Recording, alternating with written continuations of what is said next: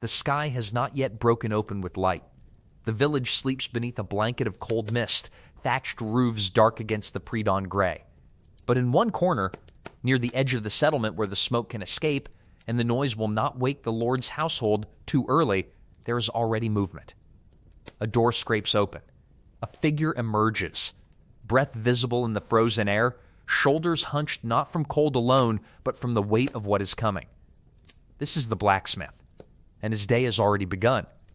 Inside the forge, the air is thick with the ghost of yesterday's labor, ash, soot, the metallic tang of cooled iron. The stone floor is uneven, worn smooth in places by decades of boots pacing the same path between anvil and fire. The tools hang on the walls like instruments of torture. And in a sense, they are. The hammer, the tongs, the chisel, each one an extension of a body that will be bent, burned, and broken by the time the sun sets again. He moves to the forge pit, and his hands, already scarred, already stiff, begin the first ritual of the day. Clearing the dead coals. Laying kindling. Positioning charcoal with the care of a man building his own pyre. Because in a way he is. The forge is not just a tool. It is a living thing. It breathes. It hungers. And it must be fed, constantly, endlessly, or it will die. And so will he. The flint strikes. Once. Twice. A spark catches. The kindling smokes, then glows. He leans down, face close to the embers, and blows. Gently at first, then harder. The heat rises into his face, drying his eyes, cracking his lips. The fire grows. It spreads through the charcoal like veins filling with blood. And now, the forge is alive. But this is only the beginning. The bellows creak as he pumps them, forcing air into the heart of the fire. The flames leap higher, turning from red to orange to a shimmering, vicious white. The heat radiates outward in waves, and though the morning is cold, within minutes his tunic is soaked with sweat. His face is flushed. His lungs pull in air thick with smoke and fine particles of ash that will, over years, turn his breathing into a rasp, his cough into a rattle. This is what it means to be a blacksmith in the medieval world. Not the romanticized image of a burly man shaping noble swords for knights, not the fantasy of a humble craftsman whistling while he works. This is survival.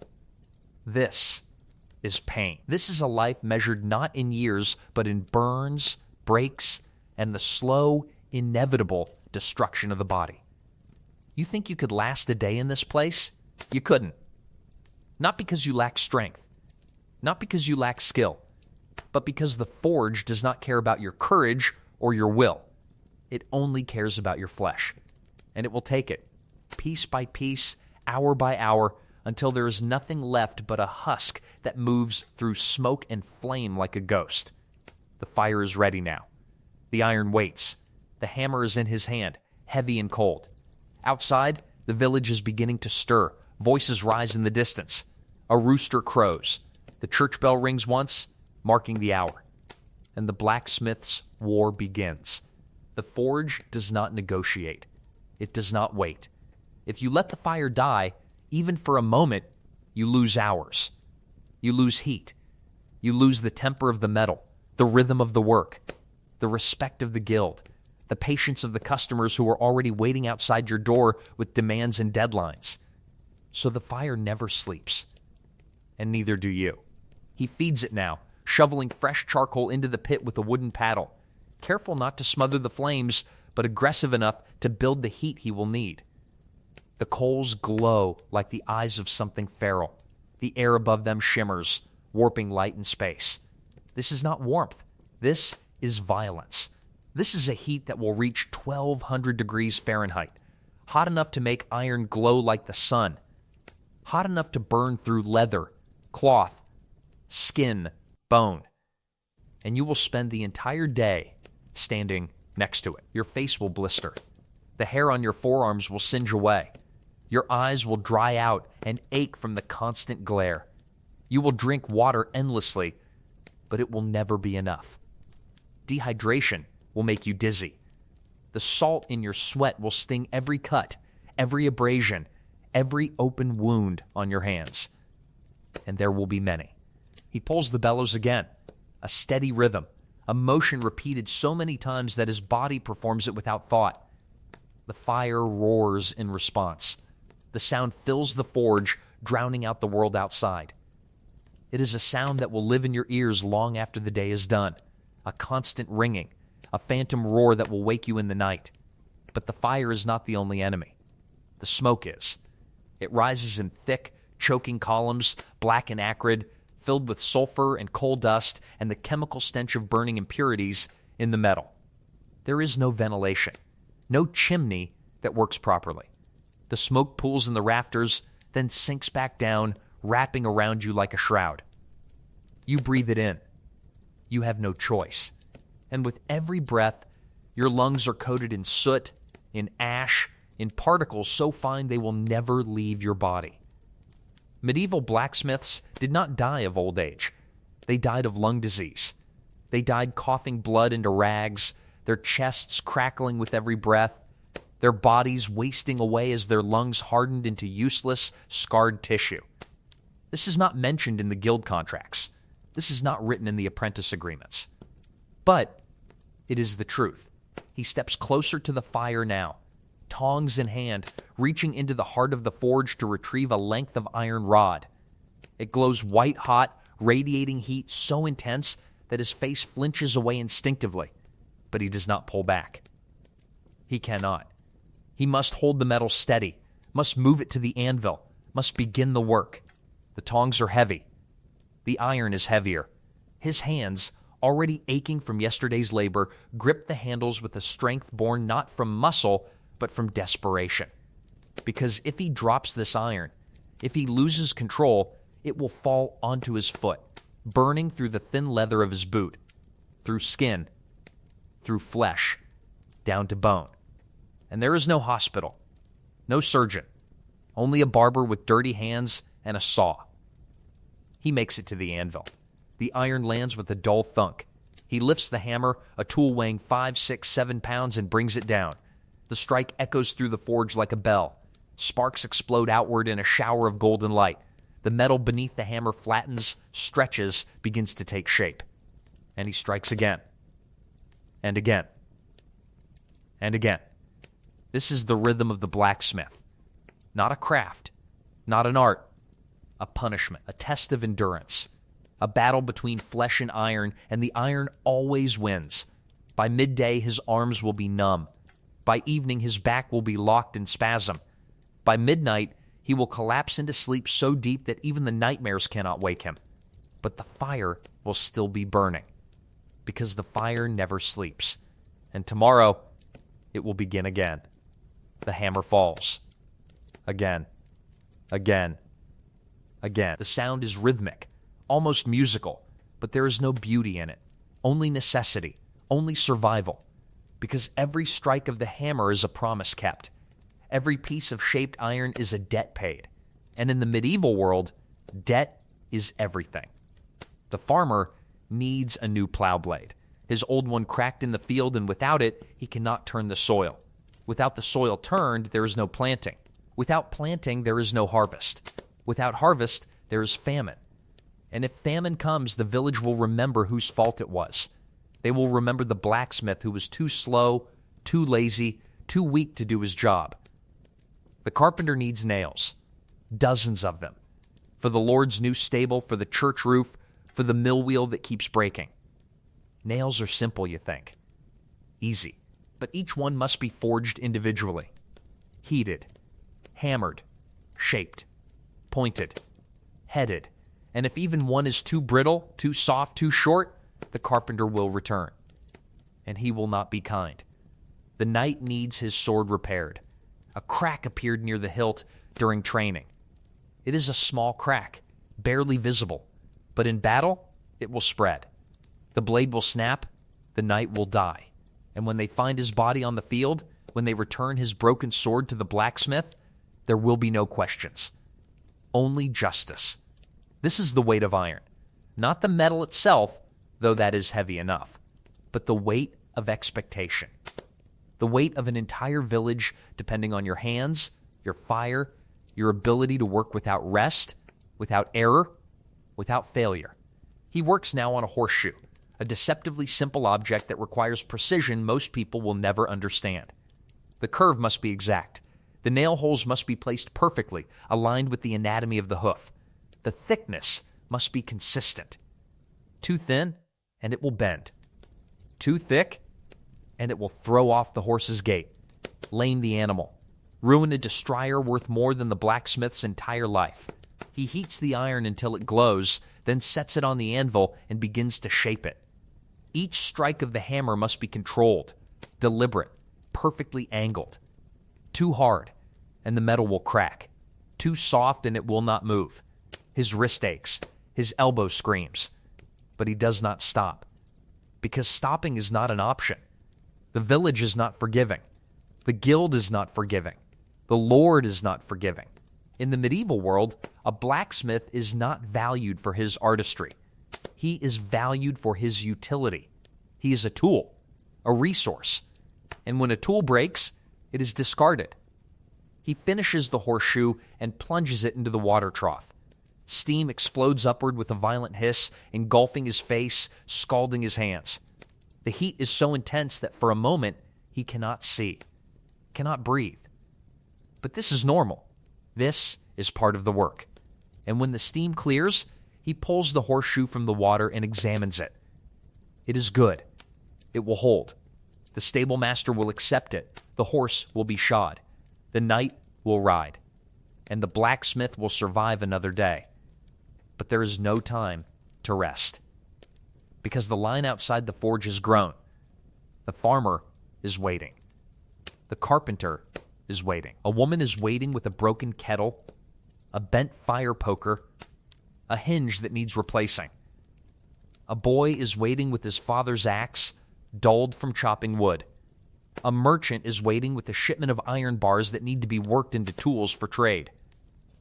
They are all waiting, and they are all watching to see if you will falter, watching to see if you will fail, watching to see if the rumors are true, that your work has gotten sloppy, that your hands have gotten weak, that your fire no longer burns hot enough. Reputation is everything, and reputation is fragile. One bad horseshoe, and the stable master tells the knight. One weak nail, and the carpenter tells the Lord. One cracked blade, and the armorer tells the guild. And once the guild hears your name spoken with disappointment, with suspicion, with doubt, your life is over. He returns to the anvil, picks up the hammer, heats the next piece of iron, and begins again. The sun is high now. The heat inside the forge is unbearable. Sweat pours down his face, into his eyes, stinging and blinding.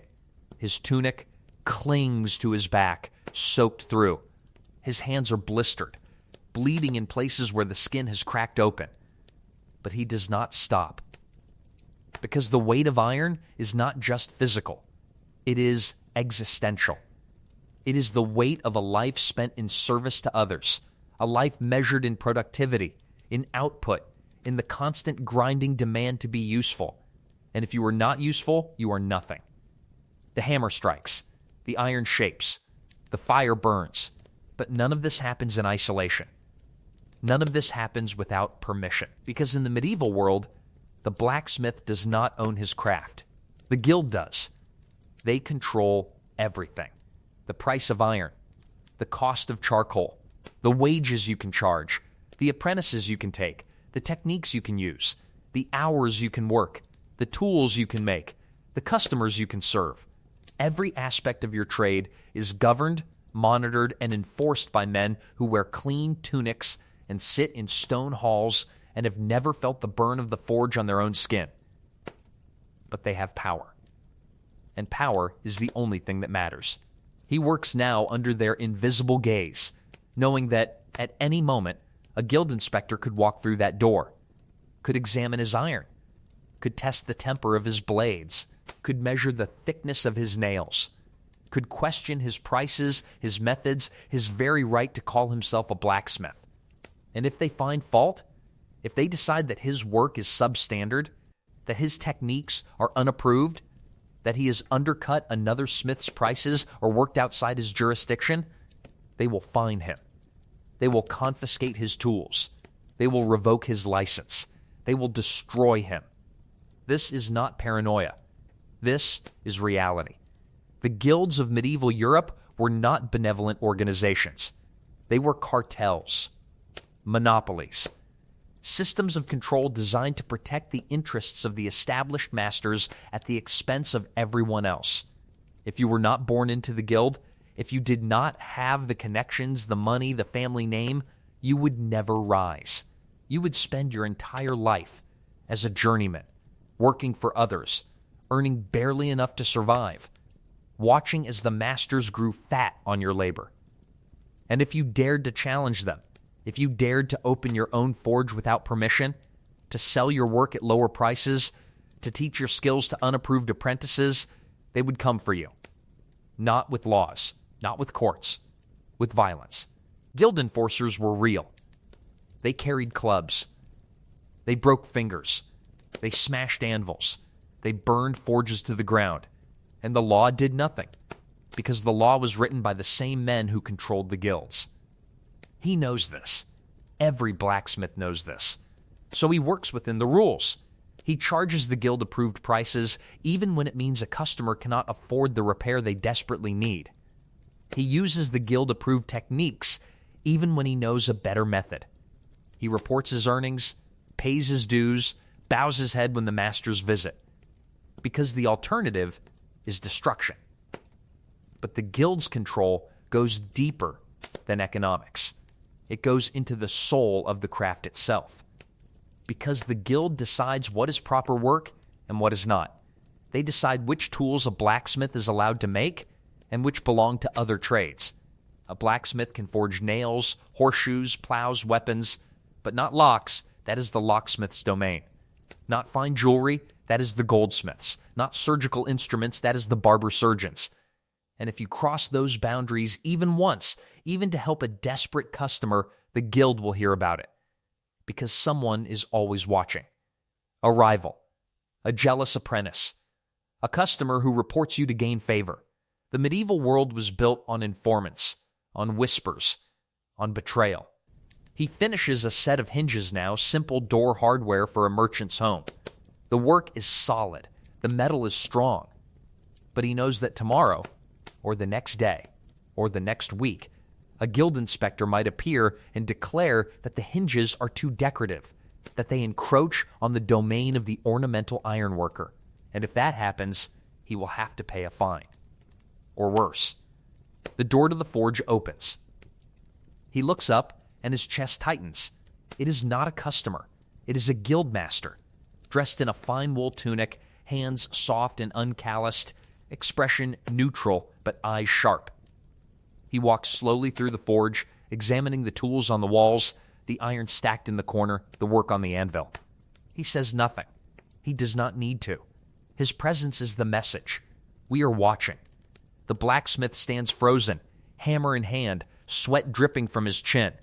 He wants to speak, to explain, to assure the master that everything is in order.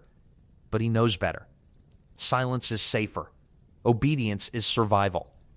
The guildmaster picks up a finished horseshoe, turns it over in his hands, tests the weight, examines the nail holes. His face reveals nothing. Then he sets it down, nods once, and walks out. The blacksmith exhales. His hands are shaking. Not from fear exactly, from the constant grinding tension of living under surveillance, under control, under the perpetual threat of ruin. This is what the guild does.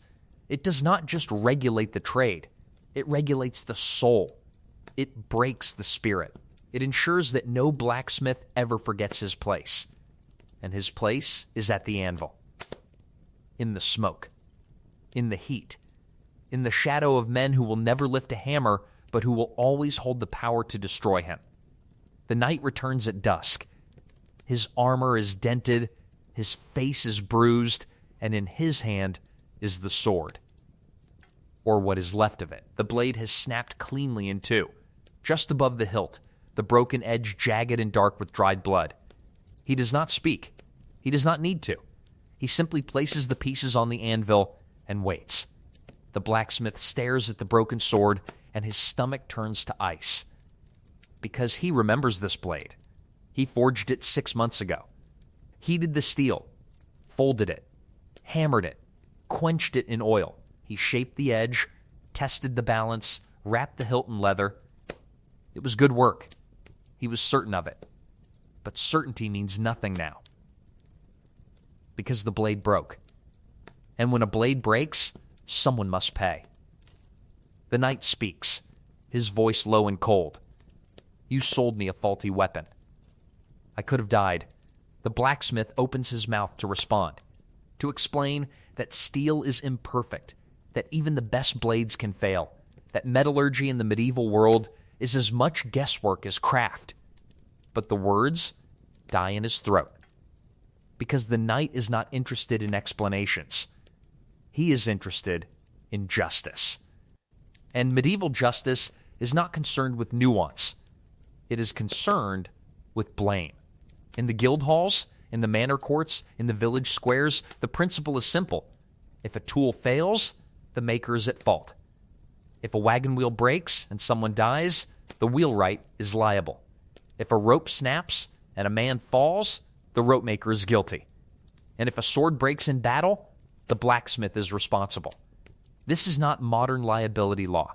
There are no insurance policies, no lawyers, no appeals. There is only the word of the accuser and the judgment of the Lord. And the Lord does not care about your reputation. He cares about his knight, his warrior, his investment. The knight continues, You will refund what I paid, and you will compensate me for the danger you put me in. The blacksmith's mind races. The cost of the iron alone was more than he could afford. The labor took days. If he refunds the full price and adds compensation, he will lose everything. He will have to sell tools, borrow money, go into debt that will take years to repay. But if he refuses, the knight will take the matter to the Lord. And the Lord will not rule in favor of a blacksmith over a knight. The social hierarchy is absolute. The knight is nobility. The blacksmith is a commoner. And in the medieval world, the word of a nobleman is truth, regardless of reality. He has no choice. He nods. I will make it right. The knight takes the money, coins the blacksmith does not have, coins he will have to borrow from a moneylender at crushing interest rates, and leaves without another word. And the blacksmith is left standing in the forge, staring at the broken blade, wondering what he did wrong. But the punishment does not end with money, because the story spreads. The knight tells his companions. The stable master tells the other smiths. The customers hear the rumors. And soon everyone knows the blacksmith's work is unreliable. His steel is weak. His blades break. And in a world where reputation is currency, this is a death sentence. Orders dry up. The farmer takes his plow blade to a smith in the next village. The carpenter buys his nails from a traveling merchant. The knight commissions his next sword from a master in the city, a man with guild connections and a name that carries weight. The blacksmith's income collapses. He cannot pay his rent. He cannot buy iron. He cannot feed his family. And the debt to the moneylender grows, compounding, suffocating, until it is clear that he will never escape it. This is how a medieval blacksmith falls. Not from laziness, not from incompetence, but from a single failure, a single broken blade, a single moment when the metal did not hold. And there is no recovery, no second chance, no path back to stability. Some blacksmiths in this position simply vanish. They abandon their forges, their families, their names, and disappear into the forest, into the anonymity of vagabond life. Others turn to crime, forging weapons for outlaws, counterfeit coins for thieves. A few take their own lives, unable to bear the shame, the poverty, the weight of a ruined reputation. The blacksmith stands alone in the forge now, the broken sword still on the anvil. The fire has burned low. The tools are silent. And he wonders, not for the first time, if this trade is a blessing or a curse. But the answer does not matter. Because the forge must be lit again tomorrow. The iron must be heated. The hammer must fall. Because that is what blacksmiths do. They endure, they break, and they keep working until there is nothing left to break. The sun is gone. The village is dark. The forge is lit only by the faint glow of the dying fire, casting long shadows across the stone floor. And the blacksmith is still working. Not because there is more iron to shape, not because there are more orders to fill, but because his body will not let him stop. His hands, locked in the shape of the hammer grip, refuse to unclench. His back, bent for 16 hours over the anvil, will not straighten. His legs, braced against the constant heat, shake when he tries to move. This is what the trade does to the body. It reshapes it, deforms it, turns it into something that exists only to serve the forge.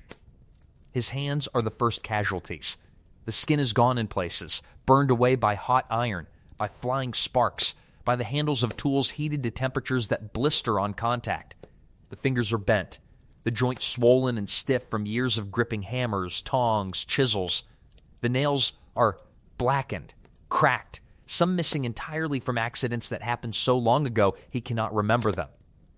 Medieval blacksmiths developed a condition known today as hammer hand, a deformity caused by repetitive trauma. The bones thicken, the tendons shorten, the fingers lock into clawed positions. By the time a blacksmith reaches middle age, his hands are nearly useless for anything except the work that destroyed them. But the hands are not the worst of it. His lungs are failing. Every breath is shallow, labored, accompanied by a wet rattle that has been growing louder for years.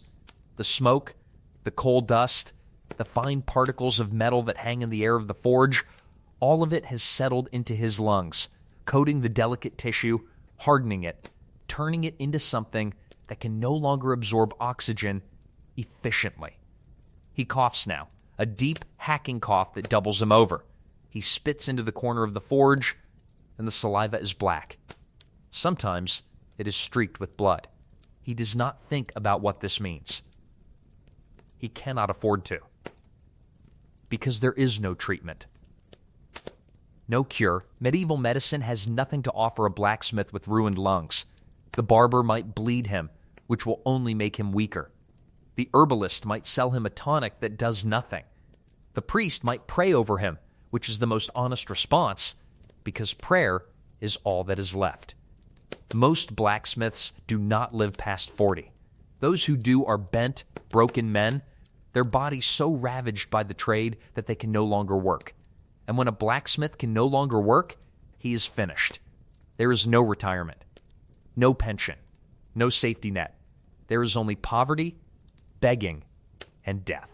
He moves toward the water trough now, his gait uneven from a hip injury that never healed properly.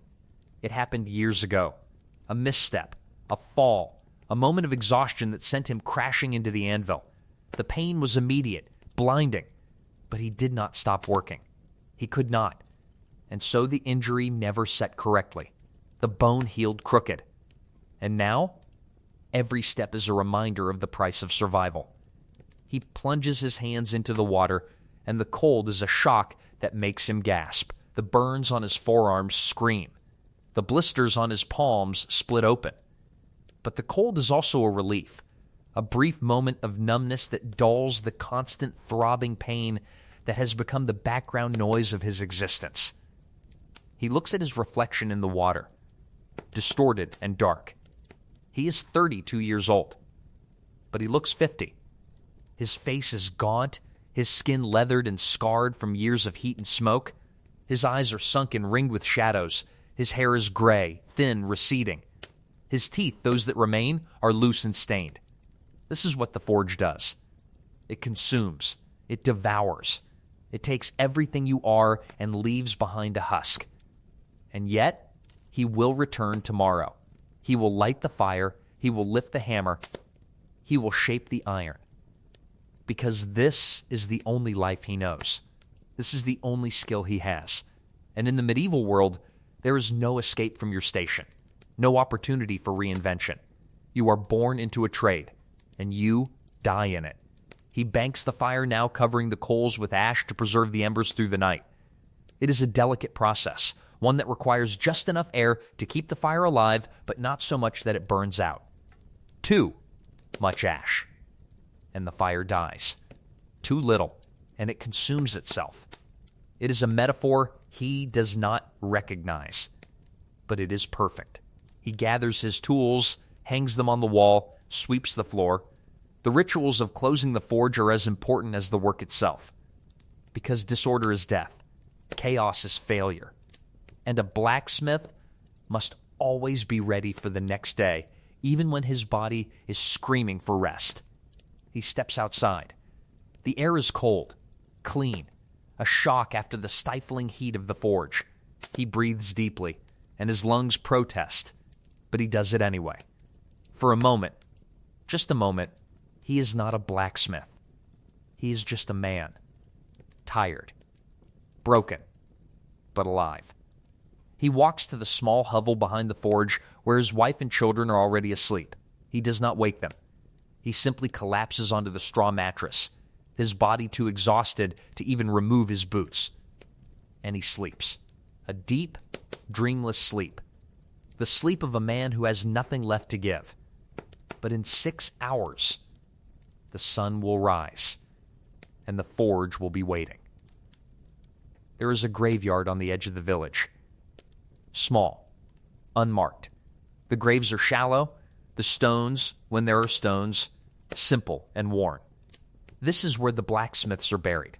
Not in the churchyard where the nobles and merchants rest beneath carved monuments, not in the family plots where generations lie together, but here, in the cold ground, forgotten. Because the medieval world does not mourn its laborers, it does not celebrate its craftsmen. It uses them, breaks them, and moves on. The blacksmith is not a hero. He is not a legend. He is a function, a necessity, a body that shapes iron so that others can build, fight, and farm. And when that body fails, it is replaced. Another boy takes up the hammer. Another man breathes the smoke. Another life is fed into the forge. This is the truth that the romantic histories do not tell. The blacksmith was not a proud artisan with a noble trade. He was a sacrifice, a man whose body was offered up to the demands of medieval society, whose health was destroyed in service to lords and knights and farmers who would never know his name. The fire in the forge is banked now. The tools are silent. The anvil is cold, but the ash is still warm. And tomorrow, the fire will be lit again. Because the forge does not stop. It does not rest. It does not forgive. It only consumes. And in the medieval world, there were thousands of forges. Thousands of men. Thousands of lives spent in smoke and flame, bent over anvils, hammering iron until their bodies gave out. You would not have lasted a day. Not because you are weak, but because the work is inhuman. The conditions are unbearable. The expectations are impossible. And the reward is only survival. Never comfort, never security, never peace. The blacksmith's trade was not a craft. It was a sentence. A life lived in service to iron, to fire, to the endless grinding demands of a world that gave nothing back. And when the blacksmith finally fell, when his lungs failed, or his heart gave out, or his body simply collapsed from exhaustion, the village mourned for a day, maybe 2. And then they found another man to take his place, because the iron still needed to be shaped. The plows still needed to be mended. The swords still needed to be forged. And the forge, always hungry, always burning, was waiting.